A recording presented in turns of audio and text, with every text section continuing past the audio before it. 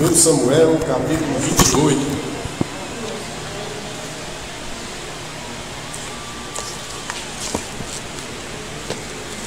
É o texto base, tá bom? Nosso estudo de hoje.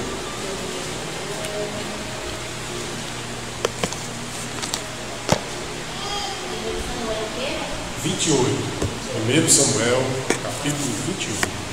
Nós hoje vamos estudar um assunto que eu acredito que seja necessário, principalmente no nosso contexto do país, Brasil, de crença, certo?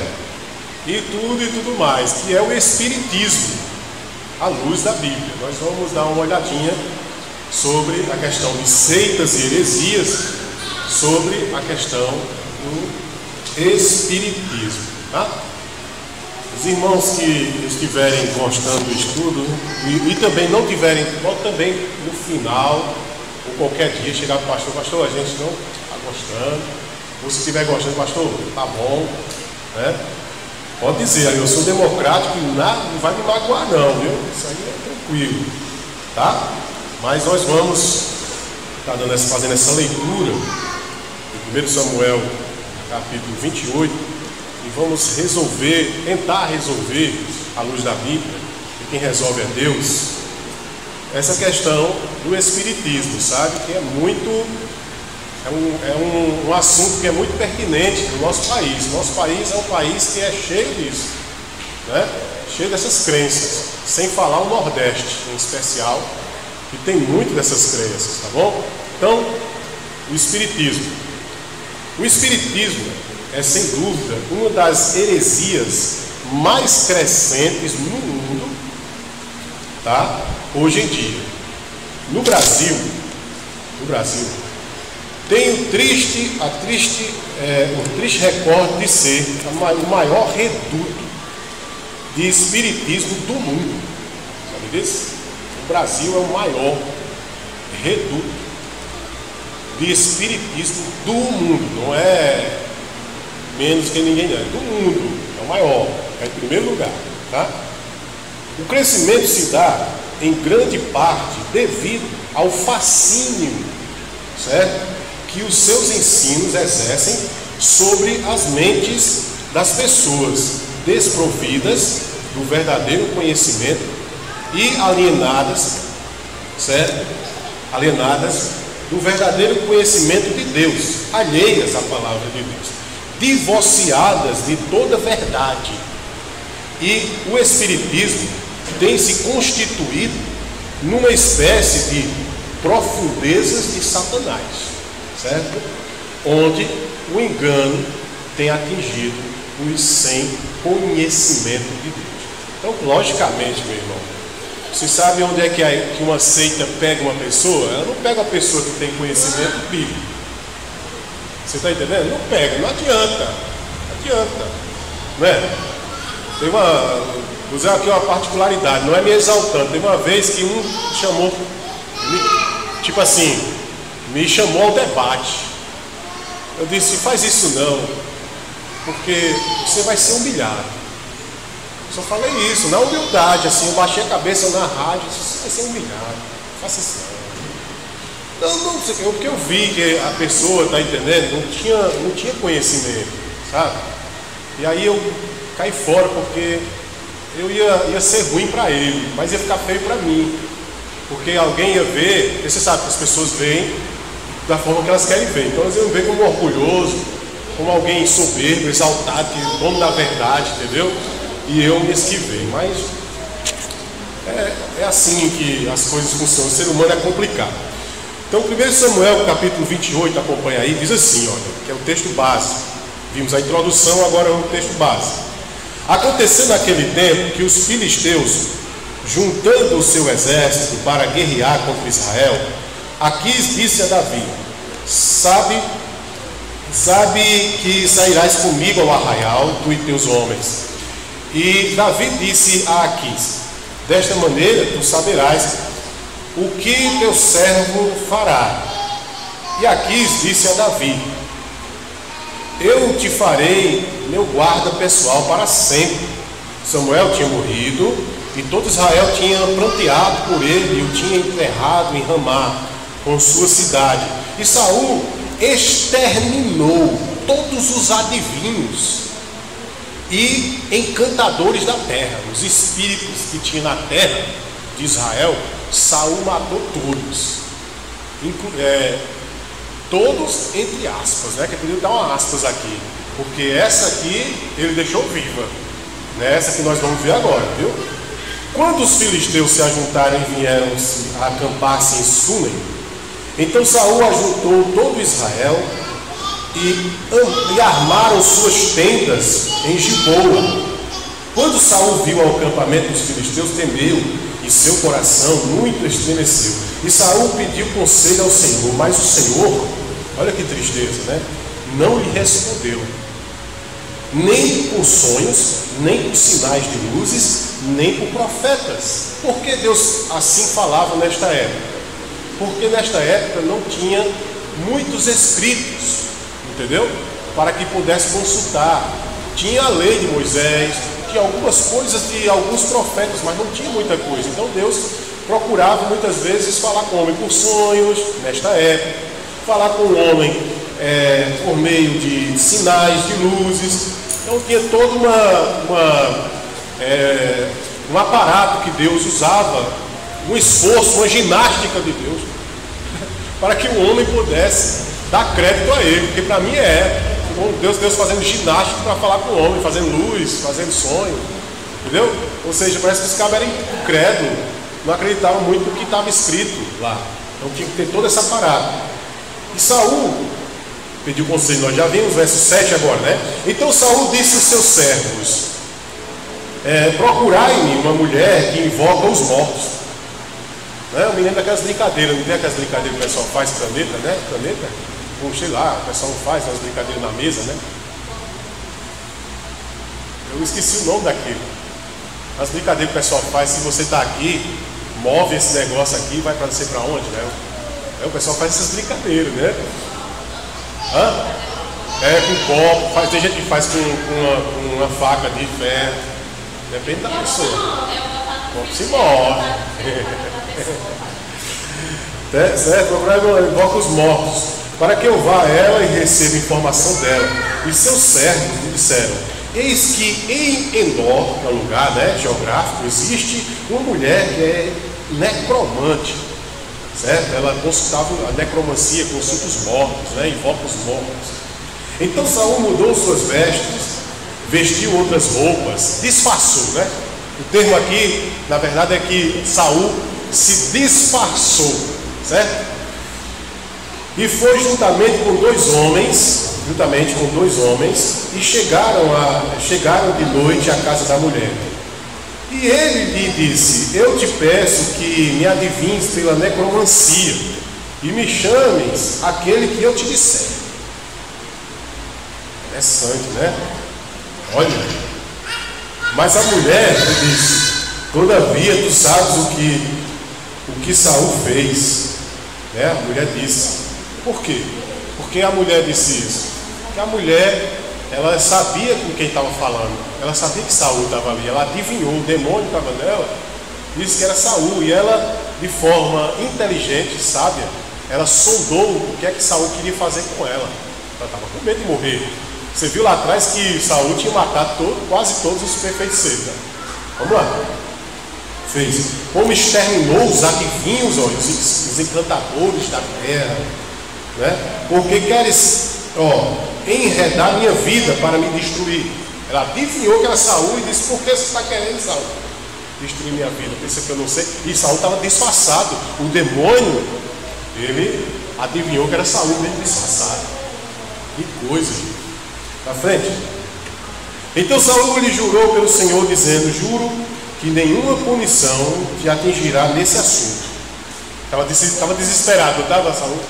Estava desesperado. Deus não falava mais com ele, ele disse: eu vou atrás do rezador, né? Quem conhece gente assim? Deus não fala com ele, então vamos atrás de um rezador. E a mulher disse: quem te invocarei? E ele disse: invoca-me Samuel. Quer dizer Samuel, né? Quando a mulher viu a Samuel, gritou em alta voz, e a mulher disse a Saul: por que me enganaste? Na verdade tu és Saul. Olha aí, tá vendo? Mas o rei lhe disse: não temas, o que vês? E a mulher disse a Saul: vejo certo Deus. Ora, gente, pelo amor de Deus, você acha que Samuel, o profeta, ia se sentir um Deus? Nunca! Não tem essa cultura de ser deuses dentro do povo de Israel. A não ser mais lá na frente, lá no Novo Testamento, que existe uma crença rala de algum grupo lá que acreditava que alguns homens podiam ser deuses, entendeu? Mas ele não tinha essa concepção, Samuel. Olha só a jogada dela, né? Talvez, acredito eu, que era um dizer para exaltar o seu trabalho de feitiçaria, né? E a pessoa se sentir impactada. Se ele, vejo certo Deus se levantando da terra, e ele disse a ela: como é seu aspecto? Curioso estava Saul. Como é seu aspecto? E ela disse: um ancião. Ora, será que o pessoal não conhecia quem era Samuel, gente?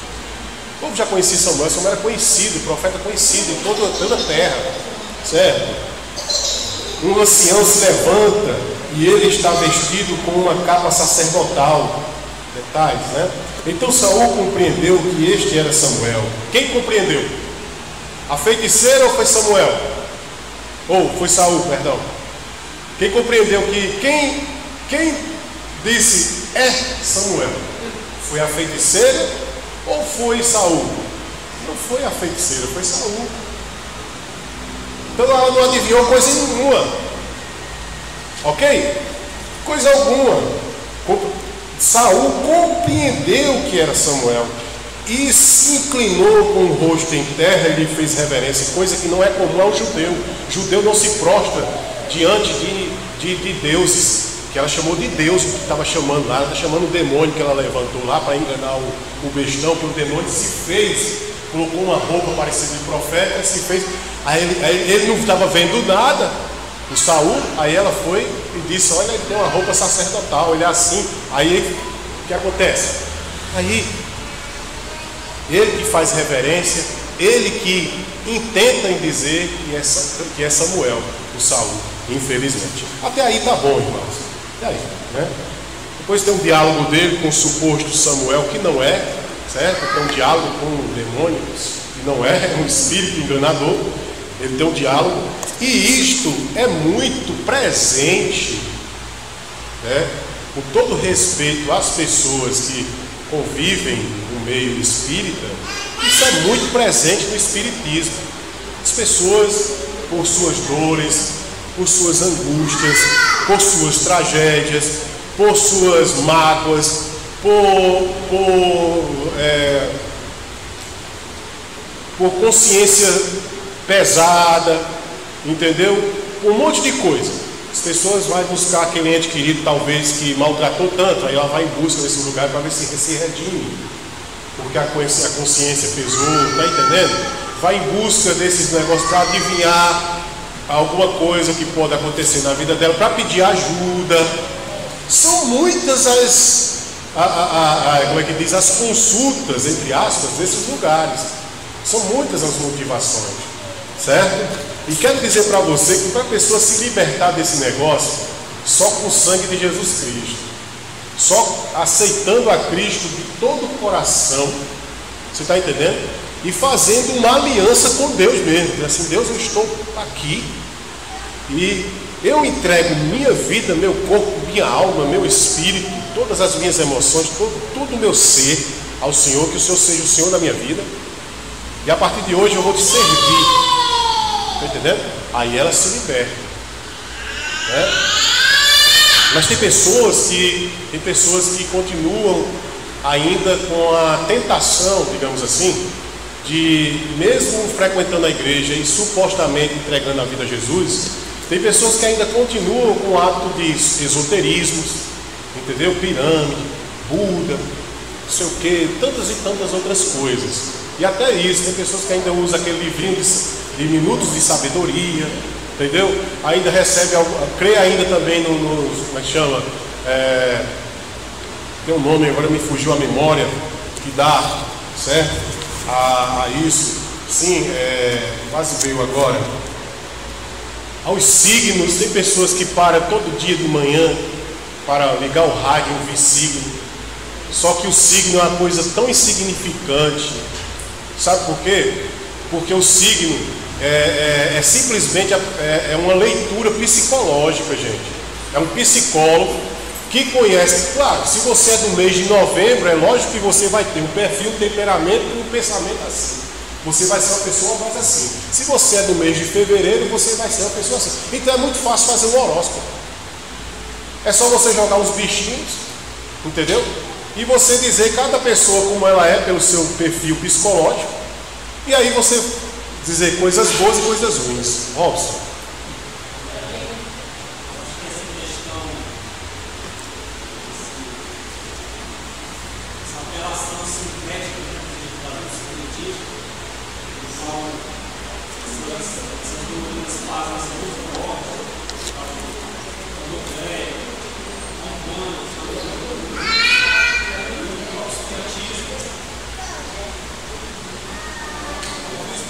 Da ansiedade do ser humano. A ânsia é uma coisa que eu percebo com muitas pessoas que levam elas a correr para esse contato entre as pessoas espiritual, porque já partiu, a morte. A morte de um feliz, uma situação talvez eu vejo com aquela pessoa, não consegue se desapegar daquele ente que partiu, seja por uma doença, seja por uma tragédia cotidiana que a gente vive. E aí, mesmo uma pessoa que conhece a Cristo, que foi criado, incluído no meio do cristianismo, mas mesmo assim ela consegue devagar ser levada até isso. Conheço muitas pessoas que passaram por essa lavagem espiritual, não cerebral, espiritual, e estão no espiritismo em busca de reencontrar a avó que morreu, a mãe que morreu, o pai que morreu, que não consegue se desapegar dessa pessoa. Uma vez eu falei algo para alguém, eu disse, olha, a partir do momento que você crê na reencarnação, você está automaticamente negando a ressurreição. Você está anulando a própria pessoa de Cristo, a paixão de Cristo. Isso é verdade. E não cabe, são duas coisas que não cabem, mas as pessoas estão tão anestesiadas com essa ânsia de reencontrar, e tudo aquilo que elas aprenderam é apagar. Carne específica, que elas ficam naquilo. Com as sessões, procurando cura, procurando contato com o Dr. Fritz. É ansiedade. Tapar o vazio, né, que está lá dentro. Como desenvolveu-se o Espiritismo? Como esse movimento se desenvolveu? A terminologia da palavra Espiritismo, ela tem origem no vocábulo francês, certo? Que é espiritisme, sendo uma adaptação do termo grego pneuma, que o termo grego para espírito é pneuma é espírito, seja no sentido do Espírito Santo, a pessoa, como o espírito humano, certo? Então eles utilizam essa palavra pneuma, espírito, com a incorporação e manifestações espíritas, ou seja, eles usam aqueles espíritos que possivelmente dizem que, na minha opinião e bíblica, é um teatro demoníaco, onde o demônio imita muito bem as vozes das pessoas, tá certo? E incorpora e engana aquelas pessoas que estão na consulta, tá? Então eles chamam isso de espírito, com incorporações e manifestações espíritas, como os seus artigos. também que trata sobre isso, que é o espiritismo todo. Esta crença não é nova, vem de vários povos. Isso não é uma questão de hoje, certo? Ela vem de vários povos ocultistas. O que é o ocultismo? A crença daquilo que é escondido.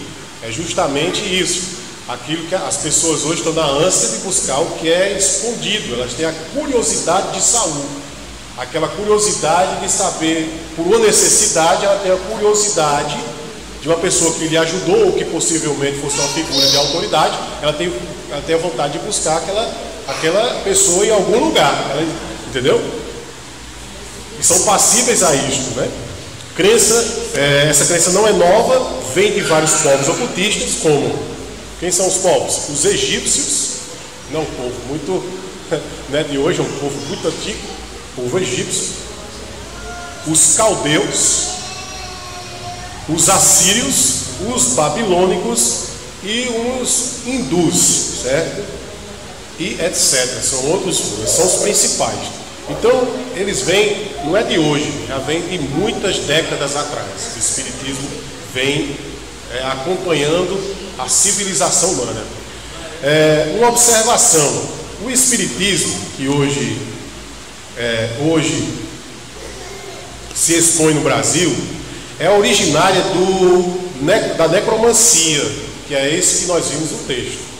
O espiritismo que está hoje instalado no nosso país é originário desse aí, que está no texto de 1 Samuel 28, da necromancia. Está muito evidente no nosso país, no Brasil, certo? E feitiços de povos antigos, como suas crenças. O Brasil está cheio disso, dessa crença. Qual é o grande líder do espiritismo? Quem é o grande líder do espiritismo? Né? Propriamente dito por eles, chamado Allan Kardec. É o principal da crença, nascido em Lyon, em 1804, certo? Sendo que o seu nome verdadeiro é Leon Hippolyte Havai, mudando ele para Allan Kardec por acreditar ser reencarnação de um poeta celta com esse mesmo nome. Ele encarnou o nome Allan Kardec acreditando ser a reencarnação desse poeta, de um poeta celta, né? E por aí vai. Este Allan Kardec, infelizmente, na sua crença, dentro da sua crença, no alto da sua crença, na sua loucura, ele matou-se. Ele teve um final trágico. Você vê aqueles que desafiaram Deus ou sua crença, se você vê o final, não é bom. São todos trágicos, morrem, se matam. Por exemplo, Charles Darwin morreu louco com a Bíblia. O homem que criou a teoria da evolução, você está entendendo? O homem que criou a teoria da evolução era um judeu, criado no judaísmo, criado na palavra de Deus. Morreu louco em cima da cama com a Bíblia, dizendo que acreditava no criacionismo, que acreditava que Deus tinha criado o mundo. Quer dizer, você veja que não é bom desafiar Deus. Vou dar aqui um exemplo: Titanic, né? O cara construiu o Titanic, o cara desafiou Deus, certo? E foi uma tragédia total. E fora outros mais, por exemplo, um contemporâneo nosso, o cantor dos Beatles, John Lennon, disse que ele ia ser mais famoso do que Deus, que Jesus Cristo. Quer dizer, né? Aí o que aconteceu? Tragicamente, um louco foi lá e o assassinou. Então, teve um presidente também e por aí vai. Então, assim, as pessoas não é que desafiaram Deus. Eu não estou dizendo, desafiou Deus e Deus amaldiçoou. Não, cara, é que assim, as pessoas se posicionaram errado contra Deus e tragicamente tiveram um final. Você está entendendo? Entenda bem, tem uns que estão pregando por aí dizendo que desafiou Deus e Deus matou. Não estou dizendo que Deus matou, amém, irmãos? Eu não estou dizendo que Deus matou, estou dizendo que a pessoa, por ter tomado posições erradas quanto, certo, a crença na palavra e outras coisas mais, elas tiveram, não estou dizendo que Deus castigou, mas provavelmente elas tiveram um momento, um final trágico por causa, acredito eu, por ter tomado essa posição, entendeu? Porque aquilo que você toma posição é aquilo que faz com que você tenha um final trágico, infelizmente.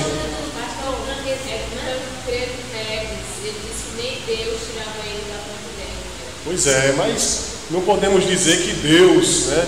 Porque todos nós seres humanos temos um fim, não temos? Nós temos um fim, não sabemos como, nós temos, né? Vamos dizer, não vou dizer aqui as mamonas assassinas, eita, Deus foi lá e matou. Não, meu irmão, pelo amor de Deus, peraí, não é por aí. Eu estou dizendo o seguinte, que aqueles que tiveram teorias, entendeu? E movimentos e objetivos que foram contra a verdade, infelizmente, eu não estou dizendo que Deus fez isso, você observar, o final deles não são muito bons.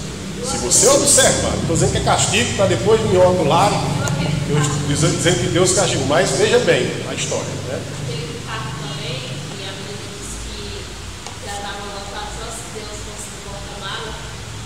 Isso é uma história que eu já ouvi também, Pois é. Porém, a gente não pode se basear nessas crenças, né? Está entendendo? Se basear o seguinte: buscar a verdade, procurar viver ela, que não é fácil, a gente vai ter tropeço, naturalmente, por ser humano, certo? E tropeço é para se levantar e não é para ficar caído e continuar a caminhar, tá certo?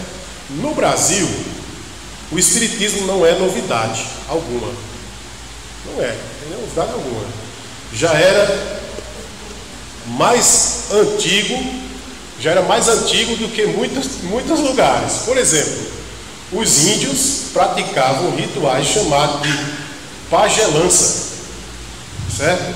Uma espécie de feitiçaria que praticada por pajés, os feiticeiros. Já existia, gente. Antes do Brasil ser descoberto pelos portugueses, certo? Já existia a pagelança pelos pajés, os líderes feiticeiros que tem nas tribos indígenas. Após isto, os portugueses, olha só, né? Os portugueses de cristianismo duvidoso e fajuto, certo? Trouxe para o Brasil bruxaria europeia. Olha só, isso é história. Eles trouxeram bruxaria da Europa junto com eles. Então já tinha os pajés fazendo as suas feitiçarias, né, com suas crenças. Aí veio os portugueses com traje de cristãos,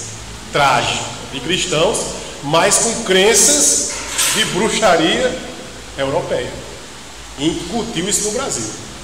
Olha só mesmo, certo? Daí, com os portugueses vindo para o Brasil com as suas bruxarias, por final, o que é que eles trouxeram?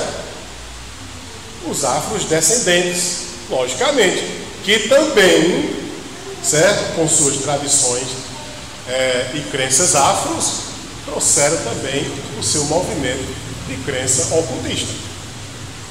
Tá? Uma coisa levando a outra. 3 tipos de feitiçaria no Brasil: a indígena, a europeia e a afro, que foi trazida pelos escravos, que era uma natural para os escravos. Por quê? Porque já que não estavam ensinando a palavra de Deus aos escravos, da sua origem, eles tinham que crer em alguma coisa. O ser humano, você lê um livro, eu vou dar a dica aqui, se você conseguir encontrar, viu?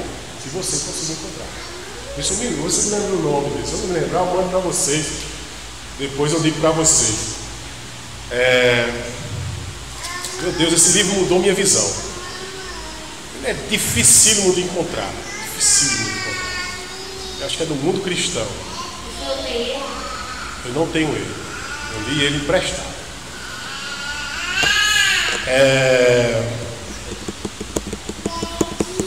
O Fator Melquisedeque. Lê esse livro, você vai ver. Ele vai lhe dar uma visão cristã bem diferente do preconceito religioso que nós temos em igrejas.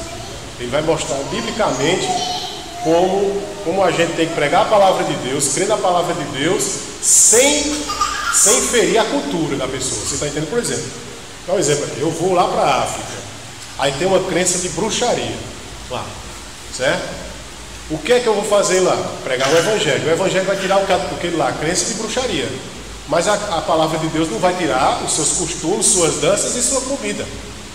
Vocês estão entendendo? Leia o fator Melquisedeque, você vai entender. Você está entendendo? Porque a Bíblia não muda a cultura, a Bíblia muda a crença. Você está entendendo? A Bíblia não muda a cultura, a Bíblia muda a crença. Se por exemplo, você vai lá para a Escócia e o camarada usa sainha e beija na face do outro, você não pode ter preconceito com isso. Você tem que chegar lá, botar a sainha, o meião e beijar no rosto dele, que não tem nada de anormal nisso lá. Lá, tá? Lá. Deus não é contra a cultura, não, foi ele que criou. Fator Melquisedeque. Melquisedeque. Elas antes de chegarem no Rio Sul, elas passaram pela América do Norte.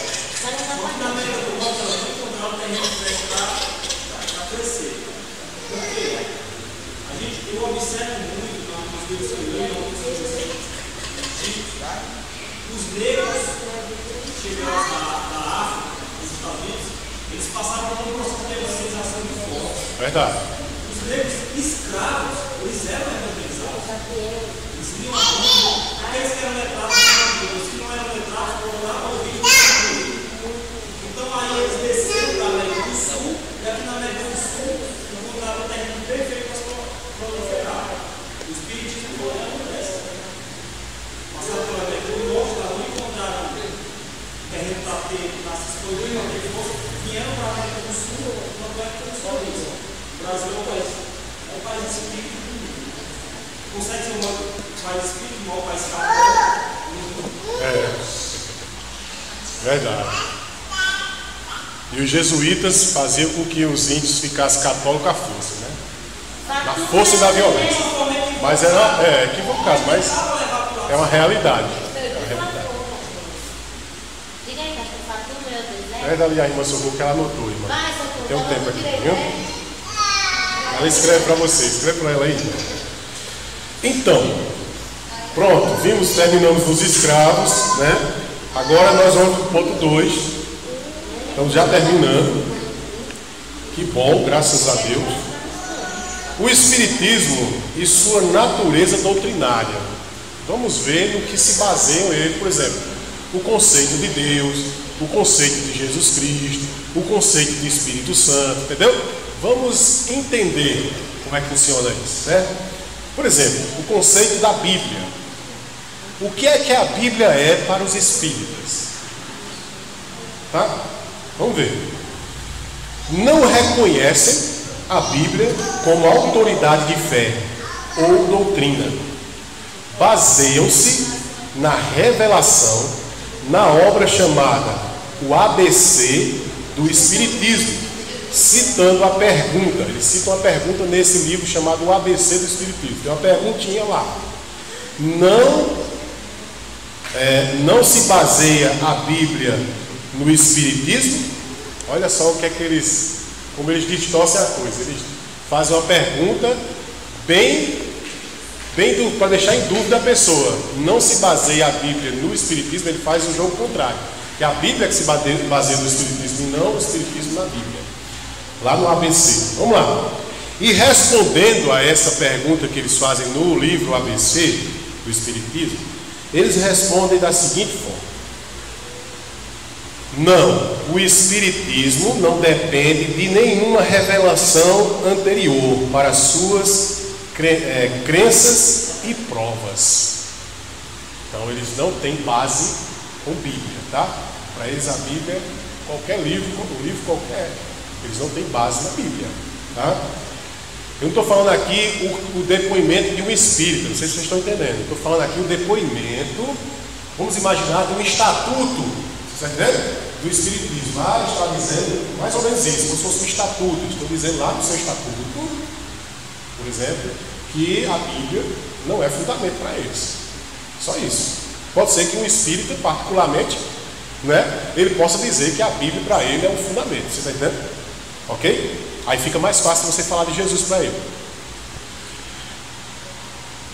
A Bíblia, respondendo a essa crença errada deles, para nós cristãos evangélicos, a Bíblia nos mostra que dependemos dela. Vamos para a Bíblia agora, você vai me ajudar, certo? Vamos abrir aí 2 Pedro, capítulo 1, versículo de 19 a 21. Quem pode ler aqui na frente? Irmã Jéssica. Irmã Jéssica, nossa irmã aqui vai estar lendo 2 Pedro, capítulo 1, 19 a 21.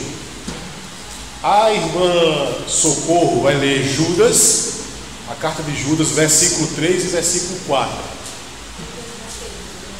Certo? A irmã Ana vai estar lendo 2 Timóteo, capítulo 3, versículo 5.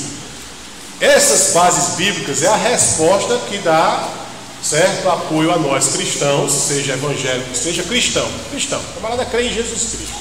O camarada se julga discípulo. Ok? Ele tem fé nisso. Pronto. E ninguém tira isso dele. Então, o que eles vão se basear para dizer que o fundamento dele é a Bíblia e que está equivocado o fundamento espírita? Pronto. Esses textos. Começando com 2 Pedro, capítulo 1, do 19 a 21.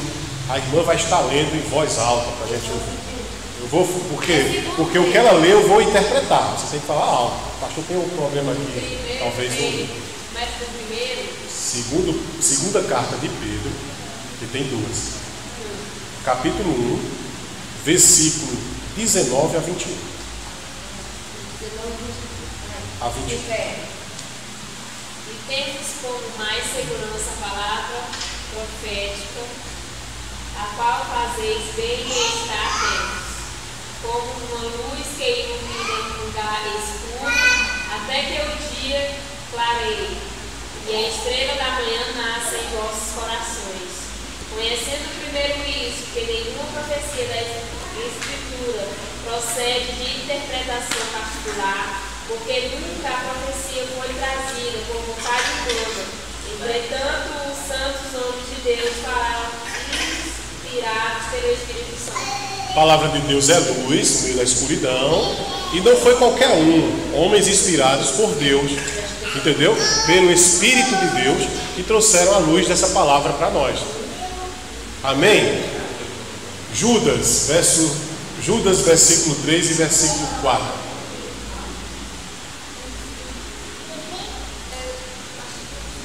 Versículo 3 e 4 de Judas. Judas, vem lá.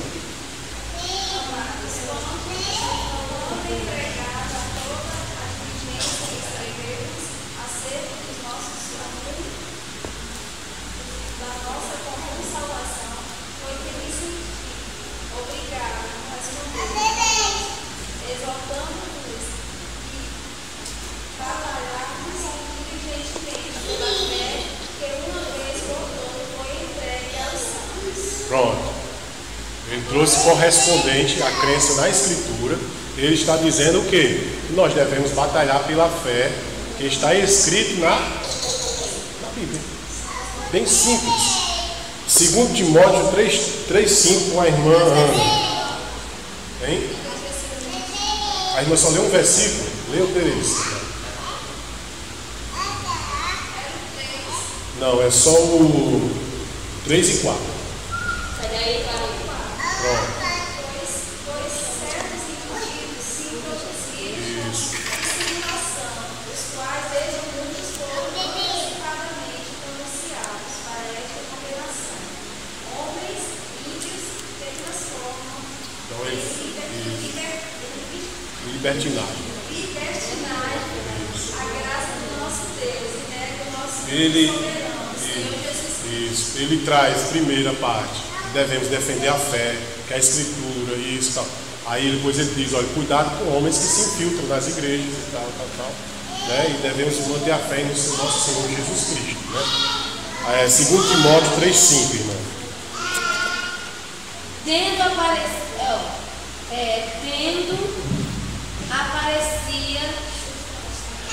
aparência, né?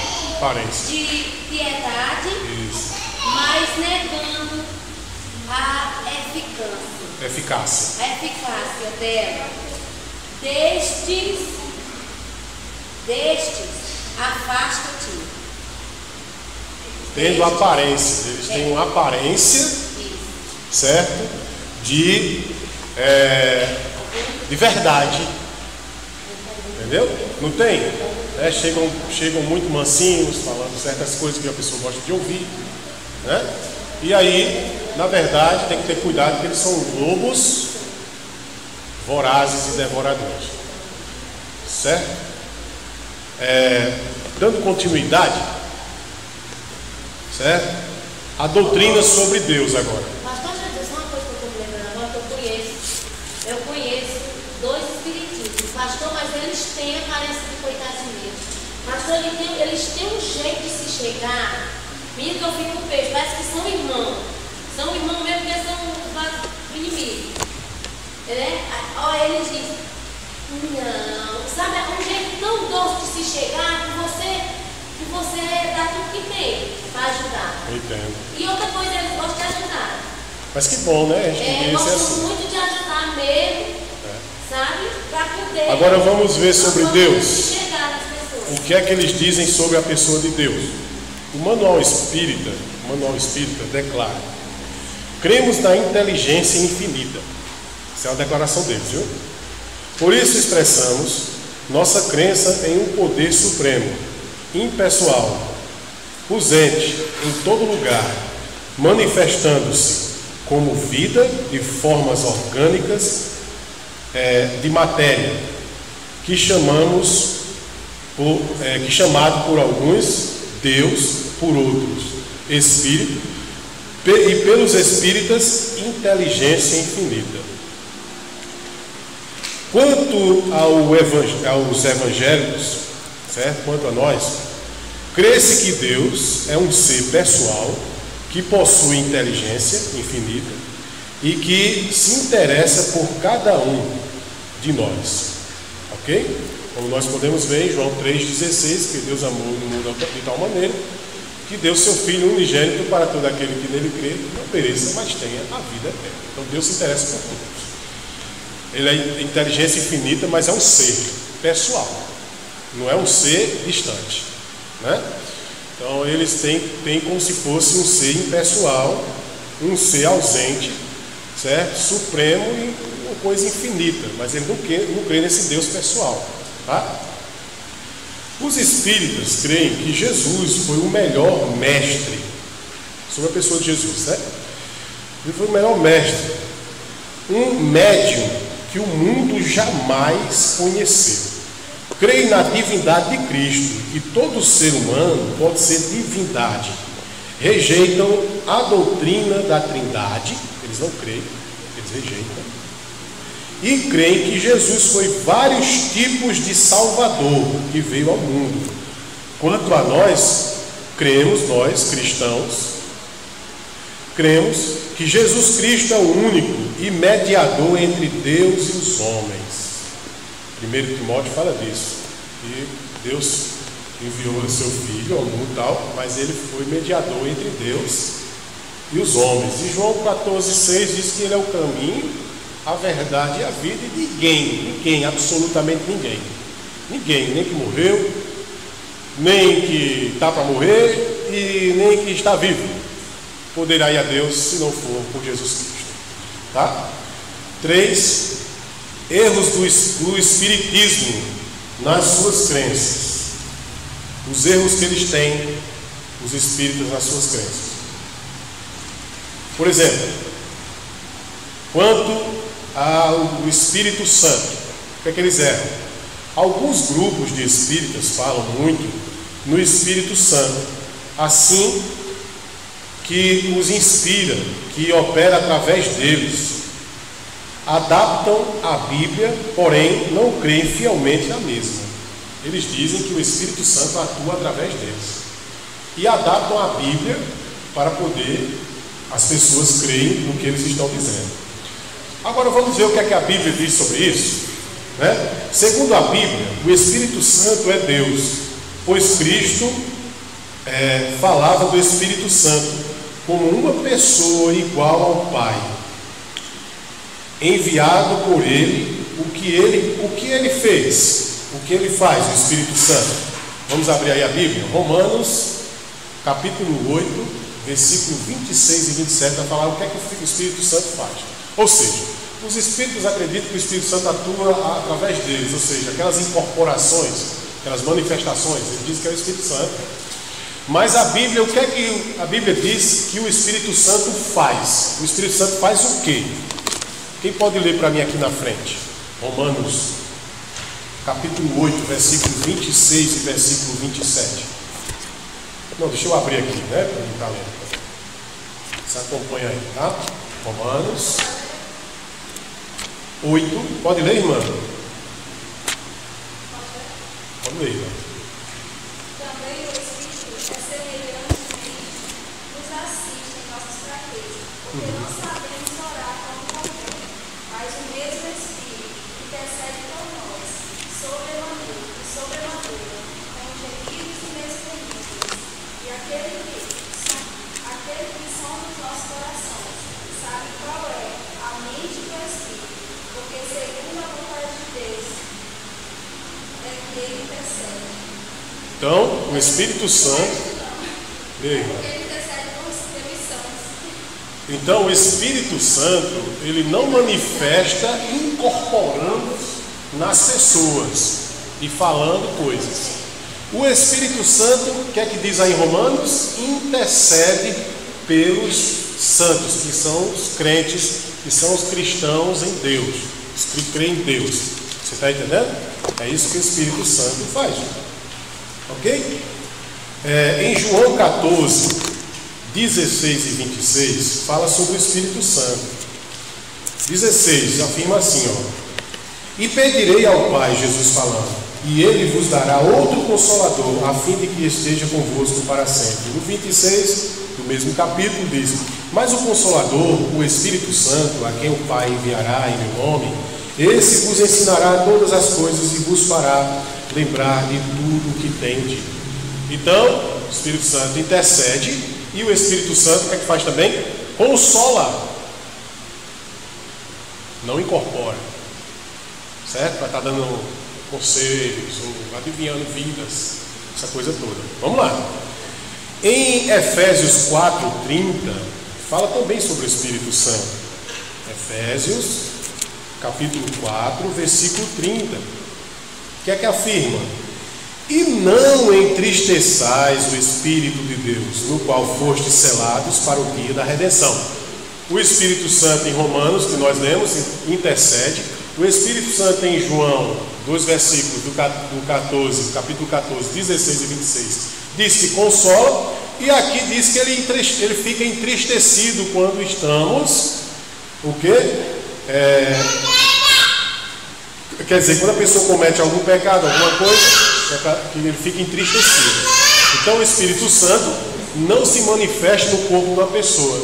O Espírito Santo é um ser, certo? Pessoal, que se entristece, que intercede e que consola. Tá bom? E não tem essas manifestações. Pois não? A minha versão diz assim: e não entristeçais o Espírito Santo de Deus, no qual fostes selados para o dia da redenção. Certo? Pronto. O pecado e a expiação. Um tal A.J. Davis, o João Batista do Espiritismo, este combate vigorosamente a ideia da expiação e afirma ser a expiação. Sabe o que é expiação, sabe? Ser imoral. A expiação é uma coisa imoral. Expiação é o que Jesus fez pelos nossos pecados. É o sacrifício de Jesus na cruz, tá? Pelos nossos pecados. Ele afirma que é uma coisa imoral. O espírito aqui, ele diz que é uma coisa imoral. O Conan Doyle afirma que nunca houve evidência da queda do homem, sobre a queda do homem. Reconhecem a existência do mal e que existe uma espécie de purgatório para espíritos das trevas consistindo em duas esferas espirituais, baixas e altas, das 7 que rodeiam a terra. Existe 7, mas ele disse que eles resumem em duas partes, as baixas e altas.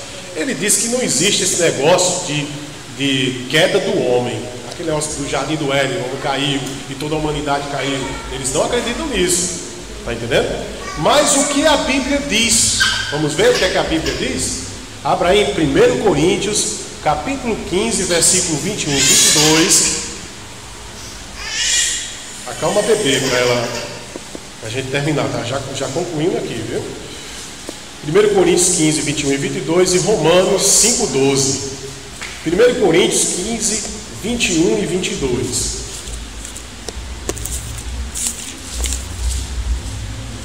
Afirma assim a palavra de Deus, olha só. Pois da mesma forma que veio a morte por um homem, também por meio de um homem a ressurreição dos mortos. Então, por um homem chamado Adão, entrou a morte no mundo do pecado. Por outro homem chamado Jesus, certo? Entrou a salvação dos pecados. Romanos 5,12. Isso aí já está desqualificando, colocando por terra a teoria deles, né? Em Romanos 5,12 diz assim: portanto, assim como o pecado entrou no mundo por um homem, e pelo pecado a morte, assim também a morte passou a todos os homens, porque todos pecaram. Por um homem Adão entrou o pecado, por um homem Jesus, o Filho de Deus, entrou a salvação da morte do pecado. Tá? Terminando, o último ponto aqui, a salvação para os espíritas. Como é que os espíritas veem a salvação? Defende que é por boas obras, através dos anos, que vai progredindo das regiões escuras para as esferas de luz. Com o tempo chegam às esferas superiores, defendem a reencarnação, certo? Distorcendo os textos bíblicos como João 3,3. Eles distorcem esse texto bíblico de João 3,3, certo? Que atribui-se a João Batista, certo? Defendem que João Batista é o profeta Elias. Ele diz que é a reencarnação do profeta Elias. Só que lá no texto, quando diz atribui-se a João Batista, capítulo 3, este é o Elias, lá quando se atribui a João Batista, este é o Elias que havia de vir, não está dizendo que é propriamente Elias, como se fosse uma reencarnação. Está dizendo que a mesma pregação, o mesmo ensino de João Batista era igualmente o de Elias, o mesmo ofício profético, e não a mesma pessoa. Vocês estão entendendo? Por exemplo, como um filho, dá um exemplo aqui, como um filho que teve um pai advogado e de repente o filho decide ser advogado. Ele tem o mesmo ofício do seu pai, mas não é a mesma pessoa. Entenderam? Então a mesma coisa, João Batista tinha o mesmo ensino, mesmo ministério que Elias, mas não é Elias, não tem reencarnação. Na Bíblia não existe a palavra reencarnação, na Bíblia existe a palavra ressurreição. Existe uma diferença muito grande entre reencarnação e ressurreição. Reencarnação é o ato da pessoa viver várias vezes, e dependendo dos pecados ela pode nascer até num sábado para ser castigada, certo? A reencarnação é o ato da pessoa morrer uma única vez, certo? E no dia do juízo ela vai ressuscitar de novo, vai voltar no mesmo corpo, e dependendo do juízo ela vai receber o corpo de glória ou a condenação eterna. Ficou claro, irmãos? Pronto. Está vendo a diferença? Ressurreição, ato de estar morto e reviver. Reencarnação, ato de morrer e viver outras vidas em outras épocas. Uma coisa não tem nada a ver com a outra. Ok? Glória a Deus, porque nós cremos na ressurreição. A Bíblia ensina que a salvação não é por obras, mas pela graça de Deus. Para terminar, vamos ver por que nós somos salvos. Fazendo boas coisas, caridade, atravessando a velhinha no ceguinho na rua, como é que diz? doando todo o dinheiro para uma instituição de câncer e outras coisas mais, será que eu sou salvo por isso? O que é que a Bíblia diz? Vamos ver? Efésios 2, versículo 8 e 9.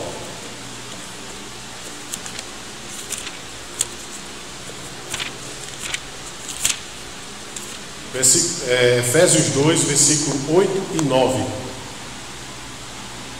Não de obras para que ninguém se glorie, pois somos obra sua.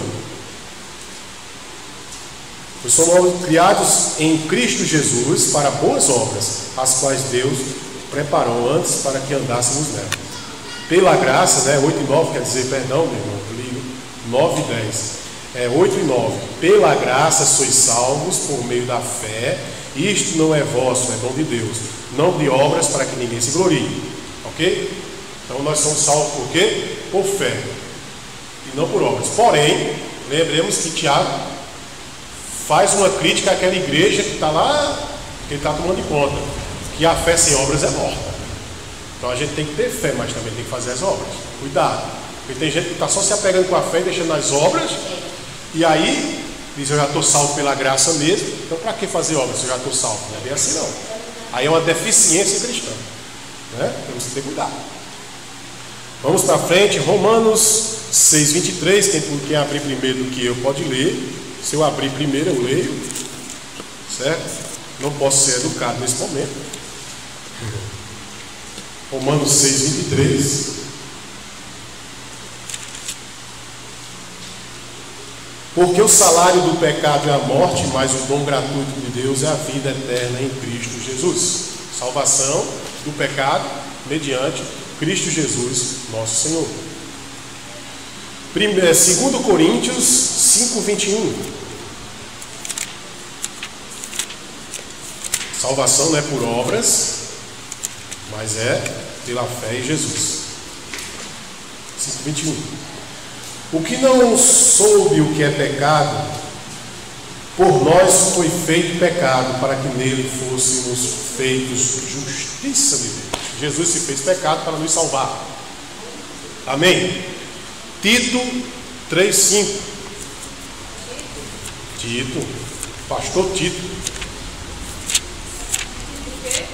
3,5. Após ali Timóteo, viu? Pertinho de Timóteo você encontra Tito. Tito, capítulo 3, versículo 5. Após a segunda carta de Timóteo. Não por causa de atos de justiça, está vendo? Talvez não seja obras. Não por causa de atos de justiça praticados por nós, mas por sua misericórdia ele nos salvou mediante o lavar regenerador e renovador do Espírito Santo. Somos salvos por obras, irmãos? Por atos? Porque nós somos bons? Não. É pelo que aí? Misericórdia e o lavar regenerador do Espírito de Deus. Jesus Cristo é o nosso Salvador. Amém? Então, meus queridos, assim como toda seita, o Espiritismo é um movimento também herético. Ela se faz uso, simbolicamente eu digo aqui, dos sinais da matemática, que eu já ensinei para vocês, certo? Eles usam a adição por conta de quê? Porque eles aumentam a revelação. Eles usam a subtração porque eles subtraem a revelação de Deus. Eles usam a multiplicação porque eles aumentam multiplicando a revelação de Deus. E eles dividem porque eles usam textos da Bíblia que agradam a eles. Eles dividem a revelação. Usa aquilo que agrada. Não podemos ler a Bíblia só aquilo que nos agrada. Tem gente lendo Bíblia só promessas. Não, só quero saber das promessas. Não. Tem que saber também dos puxão de orelha, né? Também faz parte. Não é verdade? Um bom pai, um bom pai que se preze, ele não só promete as coisas ao filho, ele também corrige o seu filho. Amém? Assim é o nosso Deus. Esse é o grande amor de Deus, porque quem ama, corrige. Diz a palavra de Deus, quem ama, corrige, meu irmão. certo? E quem ama também promete e cumpre as promessas, amém? Sim, é o nosso Deus. Vamos orar para terminar? Foi maravilhoso. O esposo da Jéssica está aqui olhando que ela foi dizer para ele que só passa a ser filho de Deus quando está em Cristo. Ele disse: você está dizendo que eu sou criatura? Que eu não sou filho de Deus também? Não precisa entrar em debate, né? A consciência dele pesou. Amém? Pai querido e Pai amado, Pai celestial, te agradecemos por esse culto de oração e doutrina, esse estudo também, pela participação dos irmãos. Que o Senhor esteja abençoando cada um de nós, nos leve em paz. Que o Senhor esteja trazendo aqueles que ficam em casa, meu Deus, e deixam de se alimentar desse pasto verdejante que é a tua Bíblia, que é a tua palavra. Traz eles para que eles possam crescer cada vez mais. Meu Deus, tem misericórdia daquelas igrejas, daquelas pessoas que estão se alimentando de pasto seco, estão raquíticas, estão debilitadas. Em nome de Jesus, abençoa, meu Deus. Abençoa a todos nós. Abençoa a ministração dessa palavra. Que o teu nome seja glorificado para sempre. Amém. E Deus abençoe você. Boa noite.